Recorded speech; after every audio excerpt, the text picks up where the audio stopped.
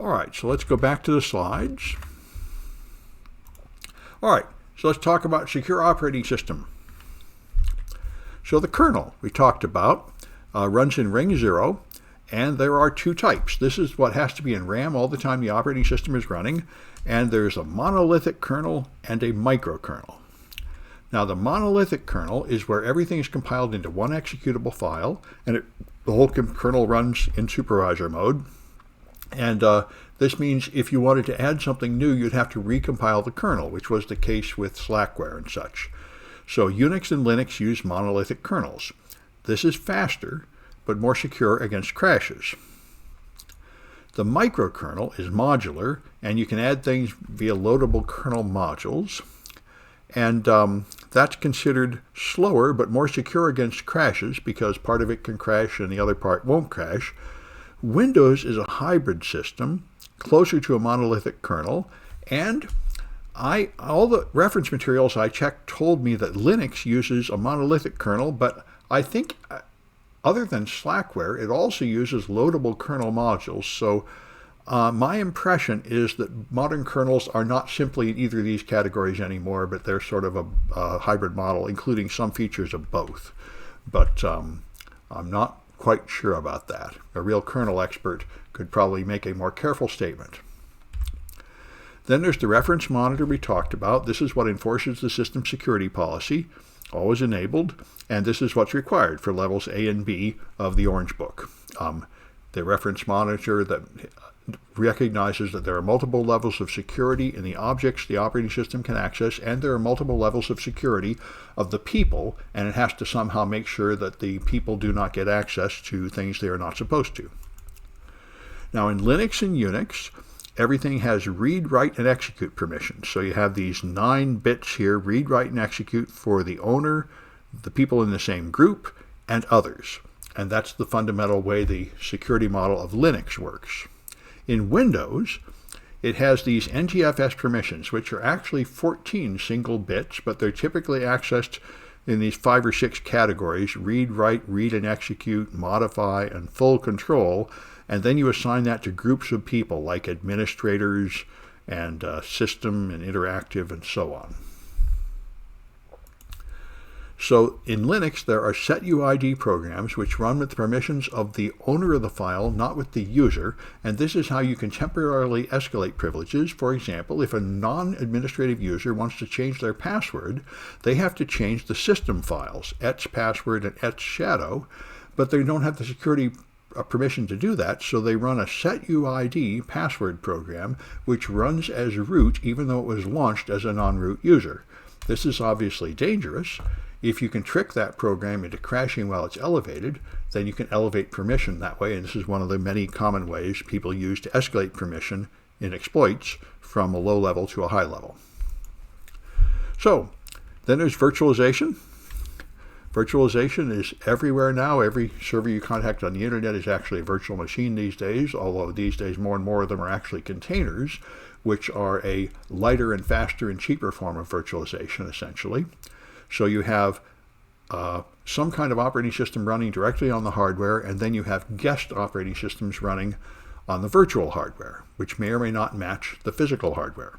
Full virtualization is what you get with products like VMware Fusion or VirtualBox, where you have, say, one kind of network card, and when your virtual machine can have a totally different network card. It has simulated hardware that can be totally different. Para-virtualization is faster, where you do not have such a separation between the guest and the host. The virtual hardware matches the physical hardware, so you don't need new drivers and such. And that can be more efficient, but anyway, that's another way to do it. And the most extreme is not here because it came after they wrote your book, which is containers, where you actually have the entire file system of the host mixed with the file system of the guest, and you only store enough information for the differences between the two. So if you run a Linux guest on a Linux host, it is very small and very fast, and then you can run something like 50 or 100 containers on one server, but they are much less isolated from the operating system, and it's considered much less secure, but it is much cheaper, and it's taking off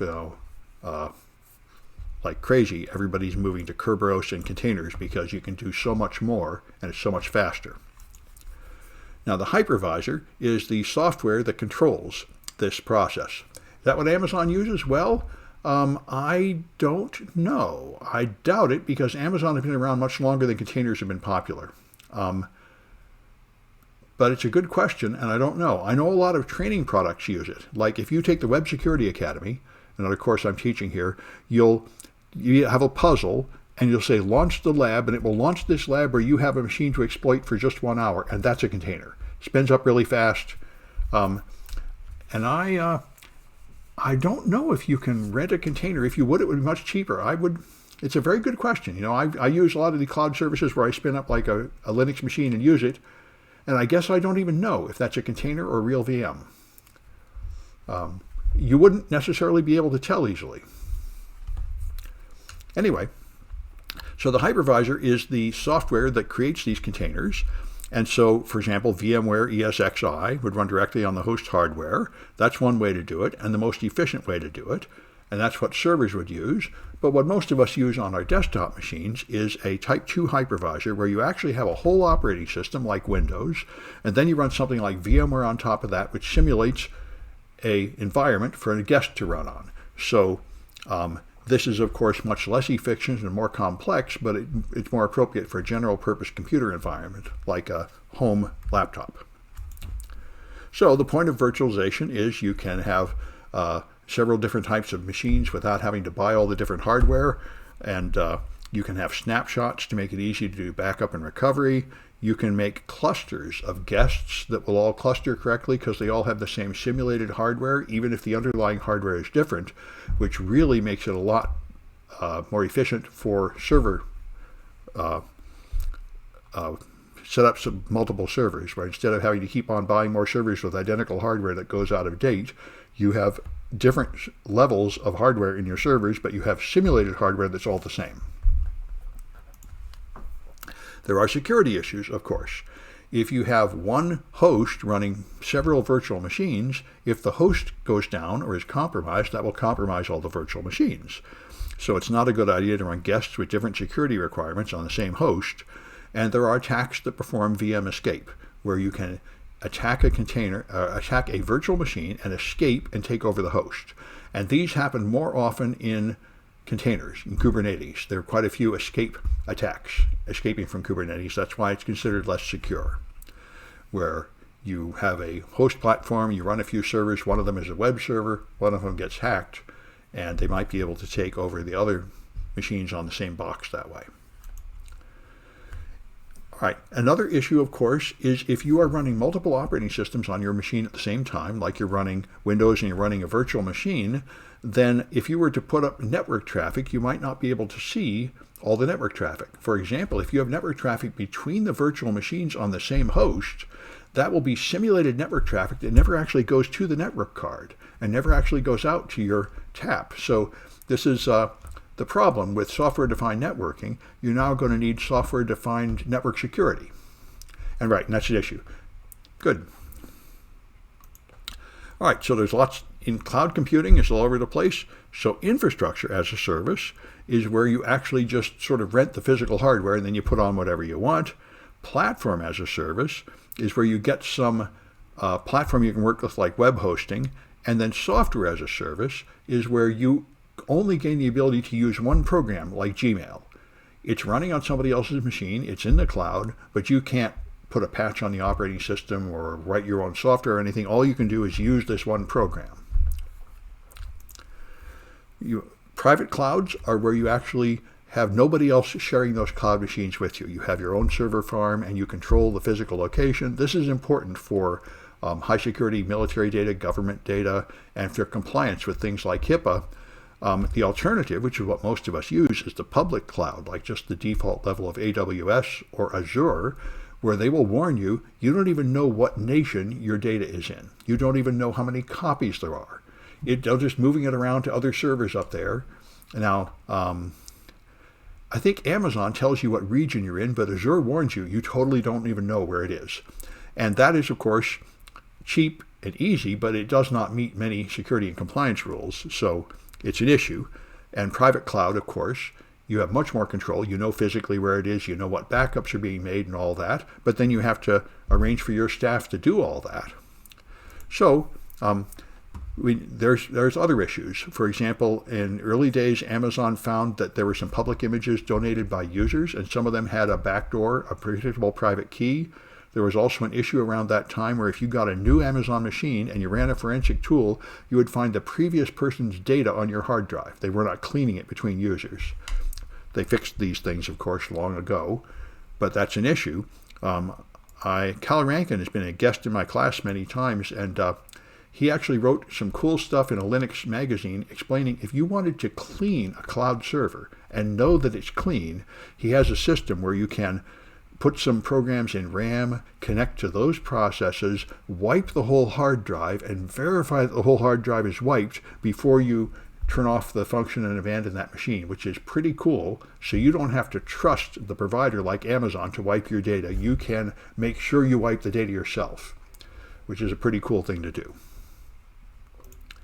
Then there's grid computing, where you combine totally different systems, like SETI at home. You just install like a screensaver, and then your machine is being used to some extent by someone else to help solve a big problem.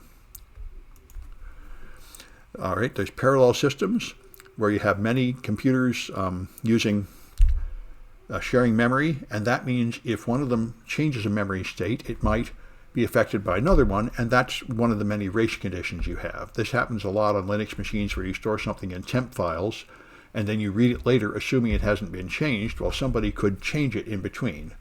And that happened also on Windows. That was a problem I've seen several times in the last year with antivirus products, where they will delete a file thinking it's a virus, but they store the path to that file somewhere, and you can change that path, and then the high-privileged antivirus will be deleting files that it shouldn't be deleting.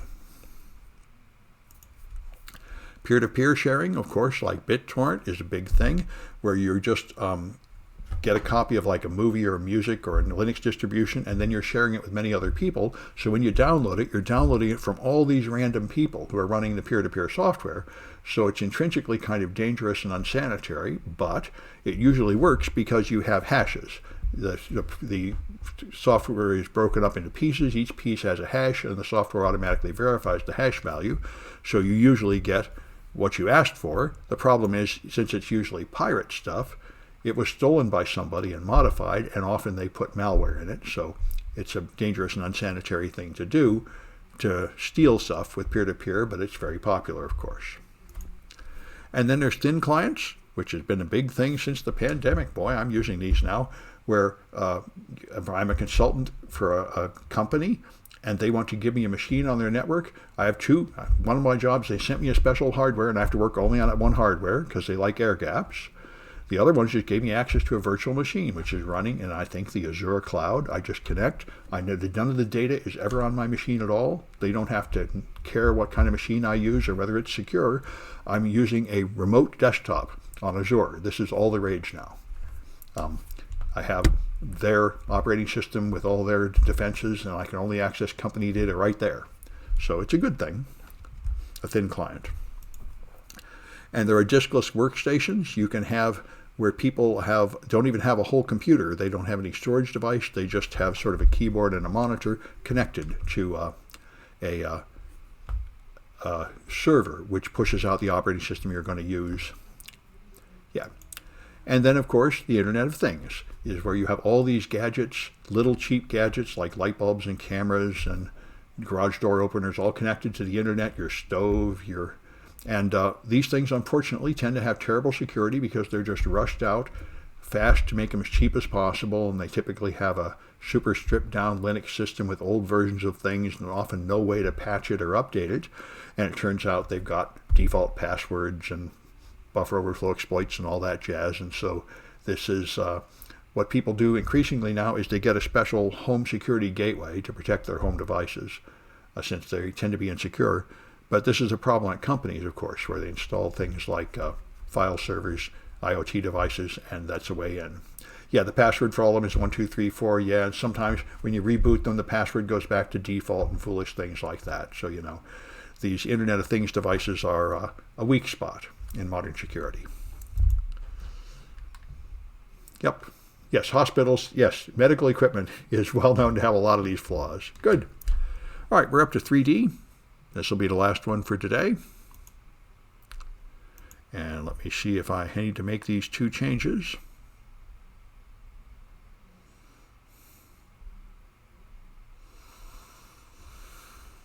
I remembered. Okay. Okay, good. That's a little screwy, but anyway, the options are set correctly.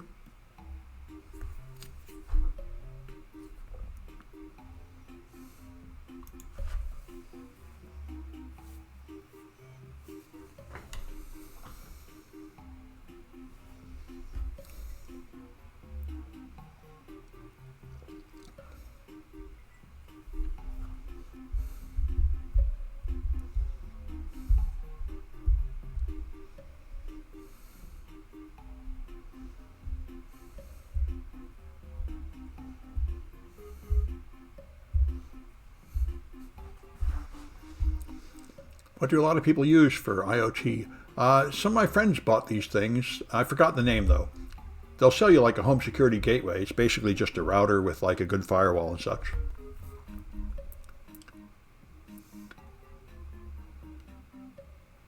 Yeah, Hadik, I think that's probably right. Probably something about logging out and logging back into Kahoot caused it to lose my setups.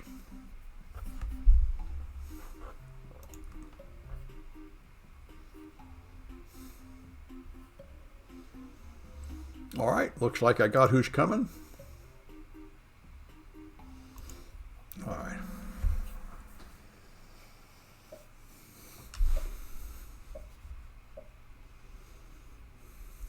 Okay, for TC Sec Level A, what do you need?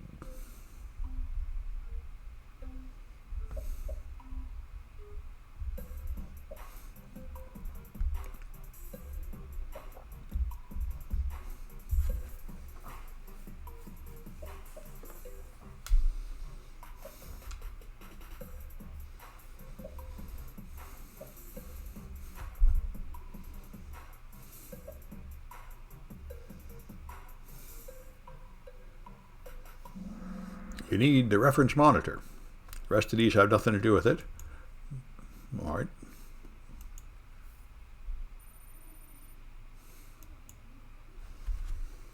All right, so what's the risk of virtual machines?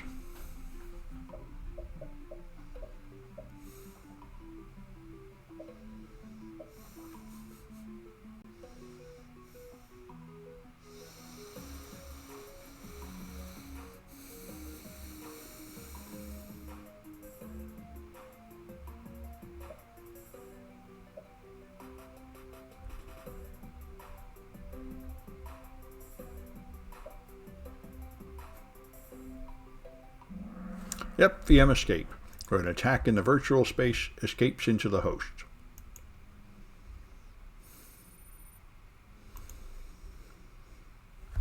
Okay, how about Canvas that you use to turn in your homework? What kind of service is that?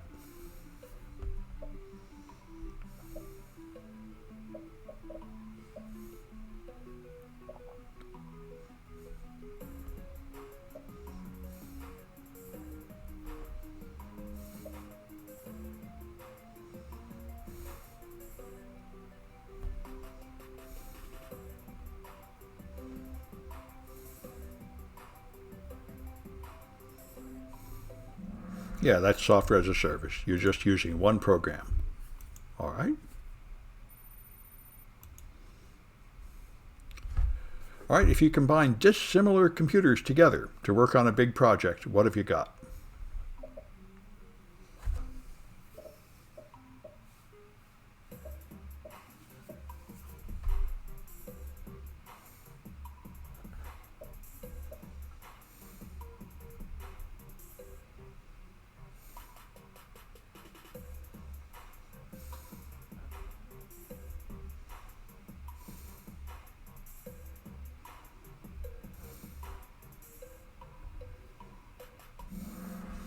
That's grid computing.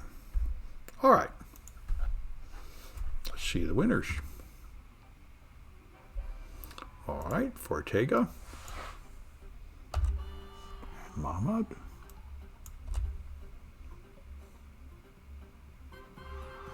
All right, good. I've got them.